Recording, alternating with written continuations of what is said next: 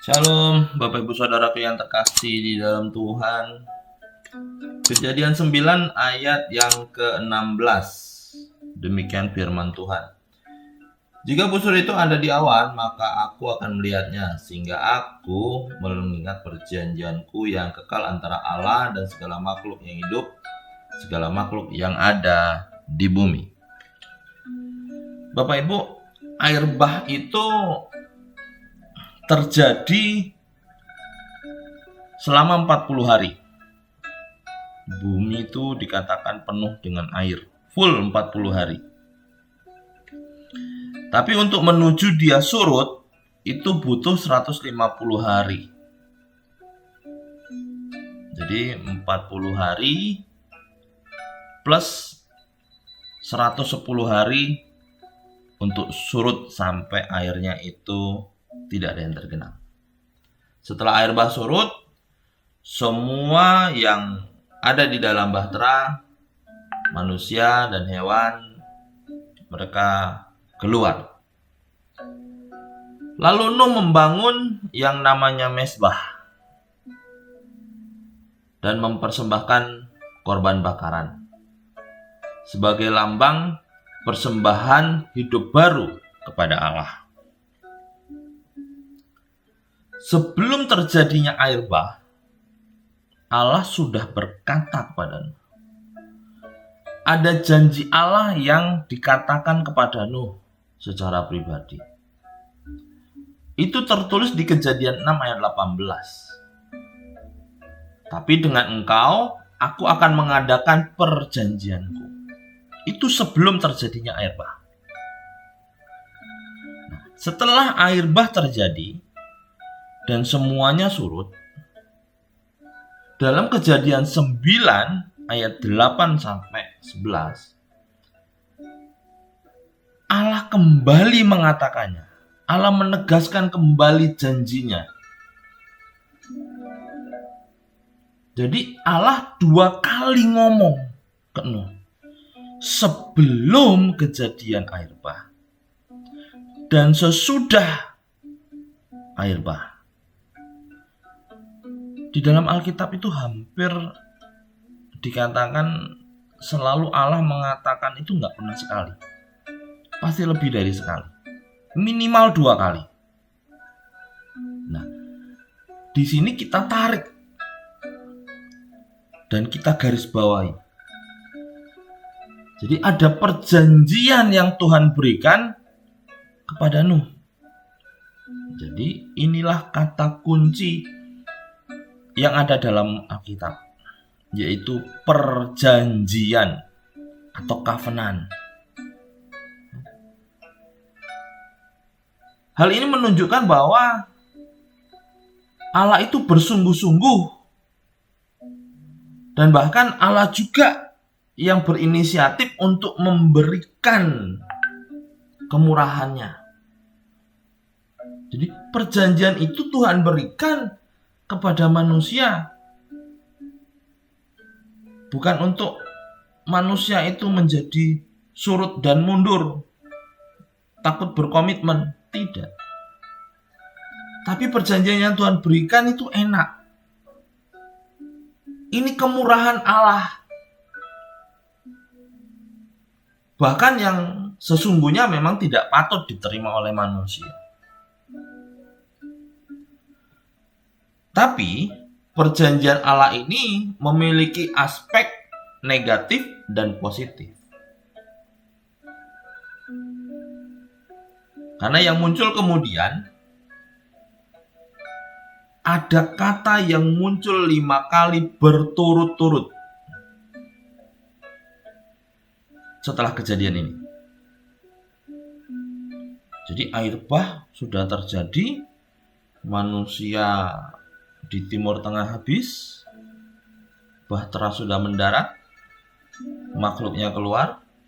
Allah berkata kepada Nuh, tapi ke belakangnya Allah mengatakan tidak lagi. Tidak lagi. Tidak lagi. Dan tidak lagi. 5 kali. Allah berkata seperti itu. Sedangkan aspek positifnya,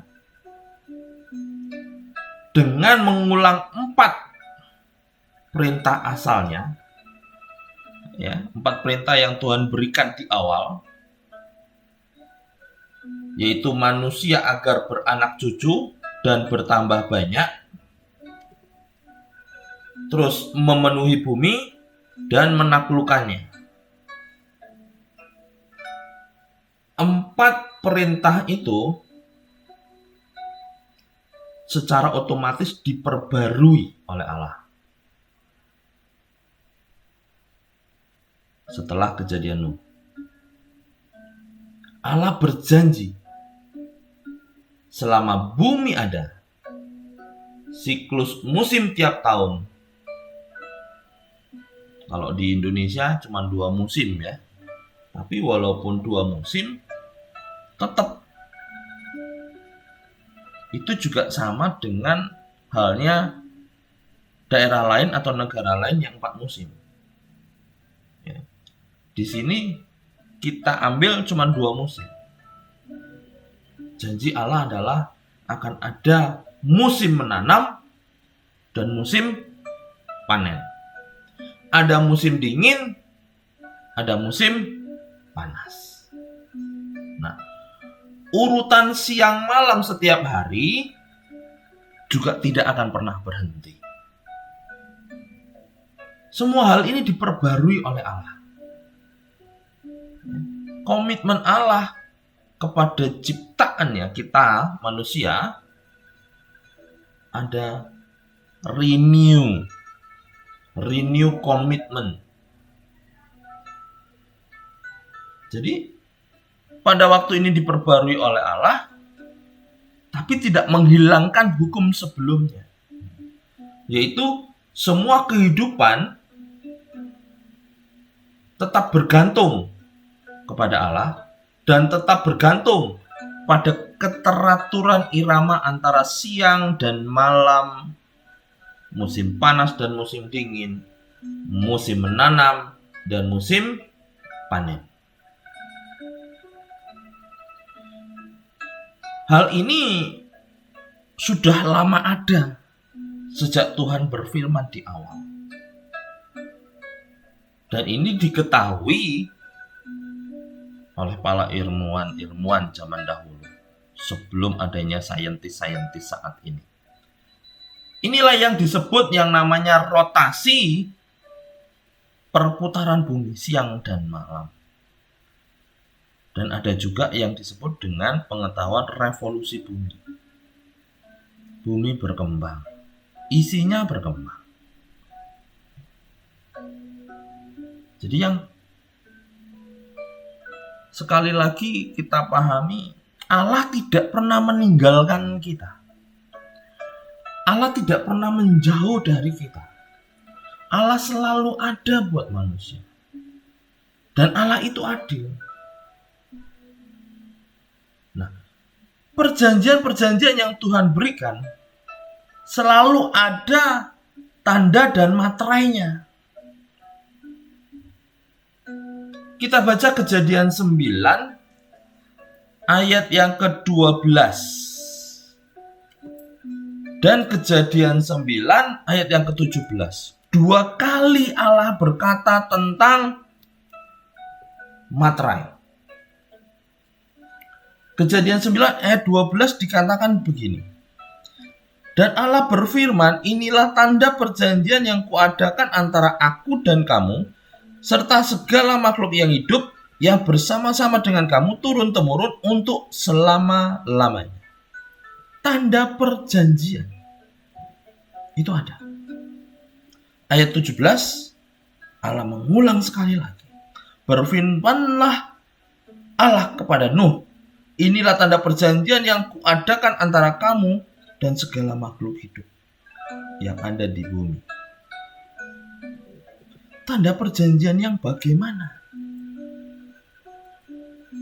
Yang Tuhan berikan. Alkitab mencatat bahwa langit yang kelam yang mengancam kehidupan manusia dengan kegelapan itu akan berotasi dan diganti dengan cahaya. Nah, keindahan ini adalah fenomena di mana Allah menyatukan langit dan bumi.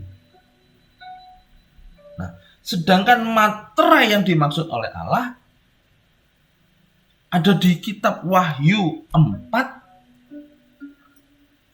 ayat 3. Yohanes menuliskan begini.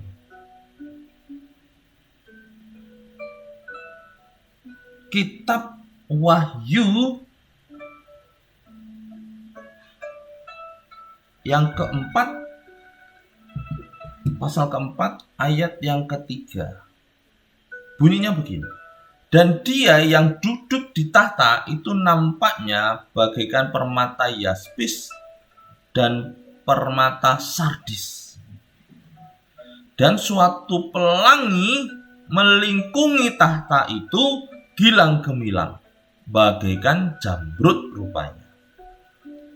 Jadi sekali lagi perjanjian yang Tuhan berikan, bahkan kemenangan-kemenangan yang Tuhan berikan, bahkan dalam setiap peperangan yang Tuhan berikan kemenangan pula, dan apa yang sudah Tuhan janjikan, dan perjanjiannya itu selalu disertai dengan pelangi. Pelangi yang sama yang ada di atas tahtanya Allah sendiri. Pelangi yang sama yang menunjukkan bahwa Allah hadir dan berkenan. Tahta Allah dikitari dengan pelangi. Hal ini dikarenakan Allah memerintah dunia ini dengan kemurahan hatinya atas makhluk ciptaannya, yaitu kita manusia. Tuhan Yesus memberkati.